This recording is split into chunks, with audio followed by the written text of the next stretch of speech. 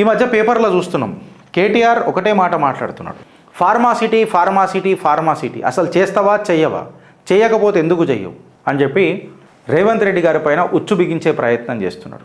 అగో డెవలప్మెంట్ కానిస్తలేడు, డెవలప్మెంట్ని చేయనిస్తలేడు, ఫార్మాసిటీ మేము కడతానంటాము, Hyderabad pharma city which is abbreviated as HPC, ఒక ప్రతిష్టాత్మకమైన ప్రాజెక్టు. మేము బీఆర్ఎస్ ప్రభుత్వంలో ఉన్నప్పుడు గులాబీ దళ ప్రభుత్వం తీసుకొని వచ్చింది, దాన్ని తుంగలు దొక్కుతున్నారు కాంగ్రెస్ వాళ్ళు అని చెప్పి మాట్లాడుతున్నారు. బట్ మెరిట్స్ డిమెరిట్స్ రెండు మాట్లాడే ఆధారాలు ముంగట పెట్టే ఏకైక ఛానల్ తెలుగు రాష్ట్రాలలో మీ చిత్రగుప్త. నిజాన్ని నిర్భయంగా చెప్పేదాగానే భయం, చెప్పిన తర్వాత బొంగు ఏమవుతుంది, చెప్పేదాగానే భయం, ఉంటుంటాం పీక్తే వీక్తాం అన్న మోతబరి బ్యాచ్ ఇగో ఇలా మీకు ఈ హెచ్పిసి మీద కూడా కథనం ఇస్తున్నది. మీరు డిసైడ్ చేయండి, మీ కామెంట్ రూపంలో చెప్పుండ్రి. ఇప్పుడు ఈ హెచ్పిసి అని చెప్పి మాట్లాడుతున్నాం కదా, ఫార్మా అననే ఒక ఇండస్ట్రీకి వచ్చినప్పుడు మన భారతదేశం, అందులో మన తెలంగాణ, అందులో మన హైదరాబాద్ భాగ్యనగరం చాలా పెద్ద బాధ్యత ఉన్నది మనకు. ఎంత బాధ్యత ఉన్నది ఏమున్నది అని అనంటే, ఇప్పుడు ఈ హైదరాబాద్ ఫార్మాసిటీ అని హెచ్పిసి అనేది అయితే మనం మాట్లాడుతున్నాం కదా, ఒక ఇంటర్నేషనల్ బెంచ్ మార్క్ చేద్దామన్న ప్రయత్నంలో ముంగటికి తీసుకుపోయినారు. ఒక ఫార్మాస్యూటికల్ వాల్యూ చైన్ తీసుకొద్దామని అన్నట్టు ప్రయత్నించిండ్రు. ఒక గ్లోబల్ హెల్త్ సెక్యూరిటీకి నాంది పలికిండ్రు. అఫోర్డబుల్ అండ్ ఇన్నోవేటివ్ ప్రోడక్ట్స్ తయారు చేద్దాము, దాన్ని మన భాగ్యనగర కేంద్రంగా చేద్దాము, తెలంగాణ కేంద్రంగా చేద్దాము, బోలో జై తెలంగాణ అన్న ఒక దేశం మొత్తంలో మన తెలంగాణ జై తెలంగాణ అని మోగాల అనన్న ఒక ఆశయంతో తీసుకొచ్చిండు మన కేసీఆర్ అని అనుకుందాం. ఆయన అన్న మాటలు చెప్తున్నాను. ఇది అప్పట్లో 2020లోనో 2019లోనో whatever it maybe KCR గారు తీసుకొని వచ్చారు. నిజంగా చెప్పాలనంటే it was a bubble in the name of real estate. ఈ మాట నేను ఎందుకు చెప్తున్నానంటే, ఇది కంప్లీట్గా ఒక రియల్ ఎస్టేట్ బబుల్ లెక్కనే అయింది. కేసీఆర్ గారు ఎప్పుడైతే ఇది చెప్పిండ్రు, వాల్యూ చైన్ ప్రపోజిషన్ తీసుకొస్తా, affordable products with high value technology etcetera మన ఇదంతా మాట్లాడుతున్నప్పుడు ఆడ ఆచరణ ఏమైంది అని అంటే కేవలం భూములు అమ్ముడు పోయినాయి, భూముల రేట్లు పెరిగినాయి. ఎందుకు పెరిగినాయి అని అంటే ఆధారాలే మేము ముంగట పెడతాం. ఎందుకంటే దీని ముంగటికి ఏం మాట్లాడలే, దీని ముంగట బీఆర్ఎస్ ప్రభుత్వం కూడా ఏం మాట్లాడలే. ఇలా బీఆర్ఎస్ కేవలం కాంగ్రెస్ని కౌంటర్ ఇస్తుంది తప్ప ఇంకేం ఏం మాట్లాడాలి. అయితే ఇప్పుడు స్టేట్ గవర్నమెంట్ బీఆర్ఎస్ ప్రభుత్వం అప్పుడు ఏం చేసిందంటే, to fast track the Hyderabad pharma city several firms planning to shift from China. అంటే చైనా తర్వాత చైనాని నమ్మేటట్టు, కోవిడ్ తర్వాత చైనాని నమ్మే పరిస్థితి ఎవరు లేకుండే, ఎస్పెషల్లీ ఇన్ ఫార్మా సెక్టర్లో ఎక్సెట్రాలో. వుహాన్ వైరస్ వచ్చిన తర్వాత నమ్మే పరిస్థితి జర భయమైంది చైనా అంటే. అప్పుడు ఆ మార్కెట్ని మనం ట్యాప్ చేద్దామా అన్న ఉద్దేశంతోనే ఇగో బీజం నాటుకున్నది ఈ హైదరాబాద్ ఫార్మా సిటీ ప్రాజెక్ట్ అనేది, హెచ్పిసి ప్రాజెక్ట్. అయితే ఆర్థిక విశ్లేషకులు ఏమని మాట్లాడతారనంటే, if you want to do a China +1 అంటే చైనాతో కలుపుకొని నేను +1 అయిదామని అనుకుంటే నాశనం అవుతుంది. అయితే ఇక్కడ భారత్ +1 అనేది చాలా ఇంపార్టెంట్. ఇన్ఫ్యాక్ట్ కేంద్ర ప్రభుత్వం కూడా సపోర్ట్ చేస్తుంది దీనికి. ఎందుకంటే భారత్ +1 ఆత్మనిర్భర్ భారత్ వైపు ఉన్నది ఆలోచన అని అంటే ఉండొచ్చు. ఎందుకంటే ఇక్కడ చైనాని కౌంటర్ చేయనీకే వచ్చిన ఆలోచన. సో దీనికి నేను పెద్దపీట వేస్తా, ఆ భారత్ని ప్రేమించే బాధ్యత గల పౌరుడిలాగా నేను దీనికి థమ్స్ అప్ చూపిస్తాను, మీరు కూడా చూపిస్తారు అని చెప్పి ఆశిస్తున్నాను. దాని తర్వాత లెట్ అస్ బిల్డ్ నరేటివ్. పిజ్జాని మొత్తం తినలేం కదా ఫ్రెండ్స్, బిట్ బై బిట్ తిందాం. వీళ్ళు ఏం చేశారనంటే, ఈ ఆశయం ఇట్లా పెట్టుకొని భారత్ +1 అని అంటే ఆత్మనిర్భర్ భారత్, చైనా +1 మార్కెట్ కాదు, అంటే చైనాతో పాటు అన్న బిజినెస్ కాదు మనది, భారతే అని అన్నది ఒక బిజినెస్. కాబట్టి దీనికి నేను థమ్స్ అప్ చూపుతా. అయితే దీనికి ఏం చేసిండ్రు, ముంచెర్ల, మీర్ఖాన్పేట్, పంజాగూడ, కందూర్ మండలు, కుర్మిగూడ, కుర్మియా ఏంటది, కుర్మిద్ద, మేడిపల్లి, నానక్ నగర్, తాడిపత్రి, యాచారం మండలం ఇవంతా కలిపి కొన్ని వేల ఎకరాలు పోగు చేశారు. అక్కడెక్కడ పెట్టినా మీకు నేను ఎక్కడెక్కడ ఎంతెంత పోగు చేసారు ఎకరాలు అనేది నేను మొత్తం మీకు పెట్టిన, మొత్తం పెట్టి మొత్తం పే చేసిన తర్వాత ఓవరాల్ మాస్టర్ ప్లాన్ తయారు చేశారు. దీనికి మాస్టర్ ప్లాన్ ఎట్లా తయారు చేశారనంటే, సుమారు 19,332 ఎకరాల భూమి పోగేసుకొని ఇండస్ట్రియల్ ఏరియాకి 9,739 ఎకరాలు కేటాయించి, ఇండస్ట్రీకి 8,375 ఎకరాలు, పబ్లిక్ సెమీ పబ్లిక్కి 1,385 ఎకరాలు, మిక్స్డ్ యూజ్కి 215 ఎకరాలు, ట్రాఫిక్ అండ్ ట్రాన్స్పోర్టేషన్ అంటే లాజిస్టిక్స్కి 11,430 ఎకరాలు, రెసిడెన్షియల్స్కి 290 ఎకరాలు, రిక్రియేషనల్ అండ్ ఓపెన్ స్పేస్కి 1,325 ఏకర్సు, కమర్షియల్కి 925 ఎకరాలు, వాటర్ బాడీస్కి 55 ఎకరాలు. ఇదంతా చేసి ఒక ప్లాన్ పెట్టిరు. ఇట్లా బీఆర్ఎస్ ప్రభుత్వం పెట్టి ఎంత పూల్ చేసిర్రు మొత్తము అని అంటే సుమారు 19,333 ఎకరాలు తీసుకొచ్చిరా దీన్ని అంతా. ఇట్లాంటి ప్లాన్ ఎప్పుడైతే చేస్తామో ఇక ఇన్ఫ్యాక్ట్ ఇది ఒక ITIR టైప్ అయ్యి అది ఇన్ఫర్మేషన్ టెక్నాలజీ ఇన్వెస్ట్మెంట్ రీజన్ అన్నప్పుడు కేటీఆర్ గాయ గత్తర చేసింది కదా, ఇక ఇంచుమించు చిన్నపాటికి అట్లాంటిది ఇది. సో 19,333 ఏకర్స్ ఆఫ్ భూమిని మనము రైతుల దగ్గరికి తీసుకొని పూల్ చేసి 8,400 acres of acquired for phase 1 మనం అక్వైర్ చేసేసుకొని phase 1 కోసము అవుట్ ఆఫ్ 19,333 8,400 ఏకర్స్ని మనం ఆల్రెడీ phase 1కి అక్వైర్ చేసేసుకొని 64,000 crores ఓవరాల్ ఇన్వెస్ట్మెంట్ పొటెన్షియల్ అని చెప్పి మనము దాని మీద ఒక శ్వేతపత్రం రిలీజ్ చేసుకొని ఈ 19,336 ఎకరాల ప్రాజెక్టు, అందులో phase 1 కోసం ఆల్రెడీ అక్వైర్ చేసుకున్న భూమి 8,400 ఎకరాలు, దానికి అవుతున్న ఖర్చు సుమారు 64,000 కోట్లు. ఇది ఎంతమందికి ఉద్యోగం ఇస్తుంది రాబాయి అని చెప్పి ఆలోచించి మాట్లాడితే అప్పుడు కేటీఆర్ బీఆర్ఎస్ ప్రభుత్వం కేసీఆర్ సర్కార్ హయాంలో ఉన్న దానిపైన డేటా తీసి చూస్తే సుమారు 5.5 లక్షల మందికి ఉద్యోగ అవకాశాలు వస్తాయి డైరెక్ట్లీ అండ్ ఇండైరెక్ట్లీ అని చెప్పి బీఆర్ఎస్ శ్వేతపత్రం అప్పట్లో మాట్లాడింది. ఇక మన హైదరాబాద్ వరంగల్ ఇండస్ట్రియల్ కారిడార్ ప్రాజెక్ట్కి కూడా దీన్ని లింక్ చేసేసి జర ఉమ్మడి అట్లా చేద్దామని అన్నట్టు పెద్దగా చేసిండ్రు. ఇవన్నీ చూసి అబ్బాయి ప్రాజెక్ట్ జర చూడముచ్చటగా ఉన్నది, నిజంగా చెప్తే జర పెద్దపీట అయ్యేటట్టు ఉన్నది, తెలంగాణ గ్లోబల్ పొజిషన్లలో షైన్ అయ్యేటట్టు ఉన్నది ఫార్మాలలో అని ఒక 500 కంపెనీలు హైదరాబాద్ రానికే ఇంట్రెస్ట్ చూపించినాయి ఆనాడు. నేను మాట్లాడతలేను, కథనాలు వచ్చినాయే తీసుకొని వచ్చిన బిజినెస్ లైన్లో వచ్చిన కథనాలు. ఇది బీఆర్ఎస్ వాళ్ళు కూడా ట్వీట్లు చేసిరు అన్నాడు, ఆర్కైవ్ ఉంటుంది కదా మా దగ్గర. సో 500 కంపెనీలు వచ్చినాయి, లాక్సాయి కంపెనీ ఇంకా కొన్ని వేరే కూడా అప్పుడు వేరే రకంగా కూడా అప్పుడప్పుడు ఇవన్నీ డిస్కషన్లోకి వచ్చినాయి. సో నేను అవి డీటెయిల్లో వదలుచుకోలే. బట్ ఓవరాల్గా ఇది ఎవరికి చాలా బెనిఫిట్ చేసింది అంటే రియల్ ఎస్టేట్ కంపెనీలకు. షాద్నగర్లో అయితే ఒక పెద్ద భూమి వచ్చేసింది, pharma city put on fast track అది అని చెప్పి షాద్నగర్లో కానీ అసలు భూమి దొరకడు ప్రాబ్లం అయిపోయింది, లొల్లి అయింది, రియల్ ఎస్టేట్ బూమ్ అయింది.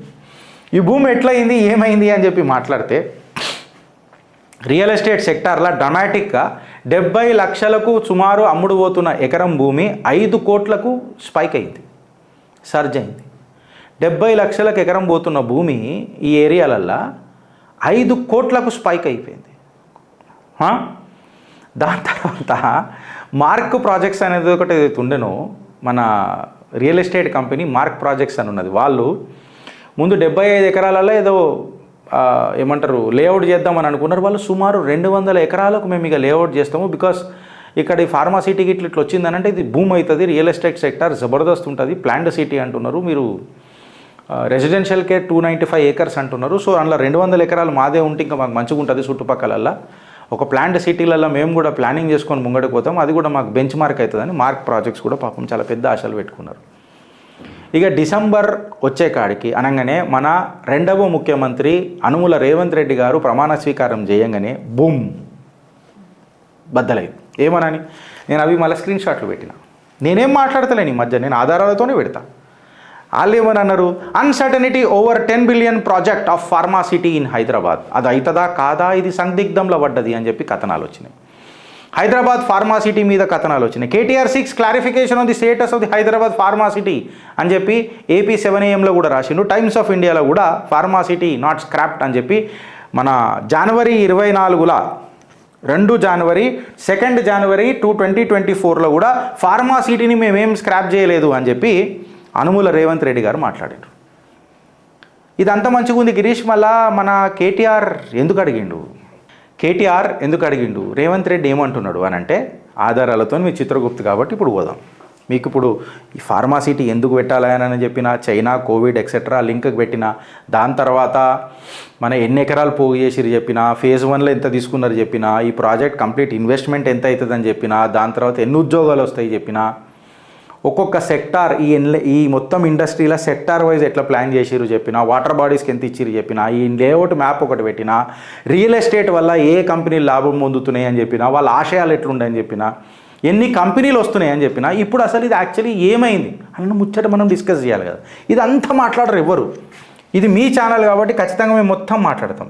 ఏమైందనంటే లొల్లు ఏమైందనంటే Telangana scraps the ambitious pharma city projects plan to build 10 pharma villages. Pharma city కాడికని 10 విలేజెస్ కాడికి వచ్చేసింది శ్రీధర్ బాబు గారు.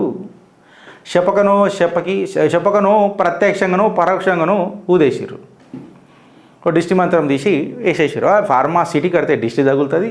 సో 10 ఫార్మా విలేజ్లు కడదాం, చిన్నగా కడితే మనకు కాస్ట్ కూడా పెద్దగా కాదు. ప్లస్ మోర్ ఓవర్ అన్ని ప్రాంతాలు డెవలప్ అయినట్టు అయితే వాళ్ళు చెప్తారు. ఇక so Congress led Telangana governor ఇప్పుడు సమ్మరీ తీసుకొని మాట్లాడితే ఏమన్నారంటే కాంగ్రెస్ దాన్ని తీసుకొని మాట్లాడితే ఏమన్నారంటే హైదరాబాద్ ఫార్మా సిటీ ప్రాజెక్టుని ఢమాల్ చేసి పడేసింది మన కాంగ్రెస్.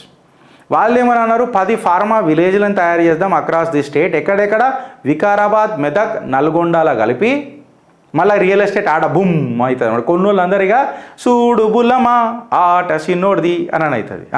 ఇక రియల్ ఎస్టేట్ కంపెనీలు అందరూ ఏడు కురుకుతాయి, ఇప్పుడు వికారాబాద్ కురుకుతాయి, మెదక్ కురుకుతాయి, నల్గొండ కురుకుతాయి. మీకు అర్థమవుతుంది కదా. ప్రజలని బేవా కూఫ్ చేస్తున్నారు మొత్తం అంతా.